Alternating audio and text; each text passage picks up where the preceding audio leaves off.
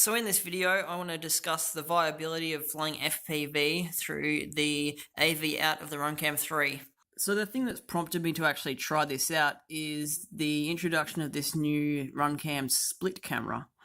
So initially when I saw this, I was a bit like, oh, it's probably not going to be very good. There's going to be latency.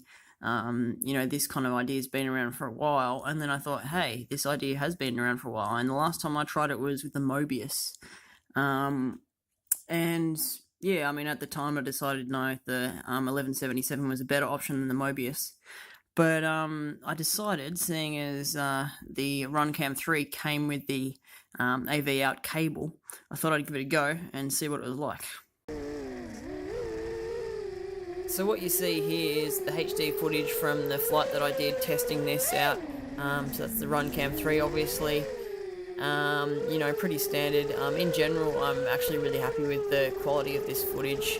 For the price of the Runcam 3, it's a bargain, I would say, in my opinion. There are going to be people that can only really live with GoPro quality, but I'm not one of those people. So yeah, let's move on to the FPV footage.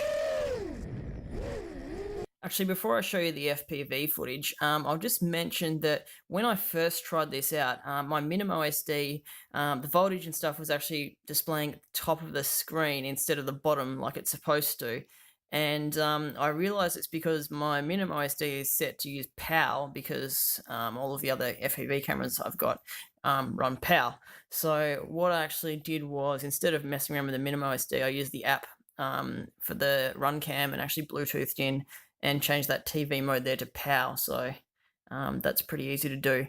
The other thing which it might be worth playing with is this full screen TV out switch. I'm not actually sure what it does. I believe I turned it off and left it off, and yeah, I couldn't really tell what it did, so, but yeah, that's something else to be aware of. Now, as far as flyability goes, I thought it was really flyable. It was definitely different, and it almost seemed like there was a lower frame rate rather than a latency, but maybe that's just what a bit of latency feels like. When I was flying through the trees, I was definitely being a bit careful, but that said, this is a new quad for me. I'd only flown one pack before this, and that was just kind of getting the tune a little bit better. And yeah, it's a stretched X, which I've never flown before, so it's a bit different for me. This was actually a hexacopter, but I don't know, for various reasons I turned it into a stretched X quad.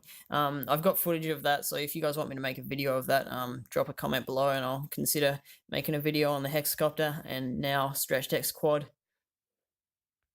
So ultimately, I think this is a totally viable option for my kind of type of freestyle.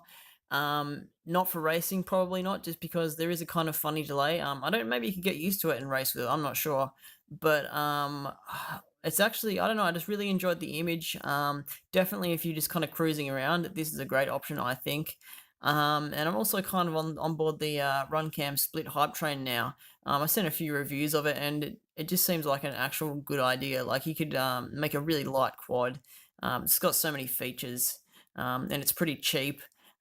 So yeah, maybe one day I'll try out the split, but for the moment I'm actually just going to run this Runcam 3 via FPV on this quad.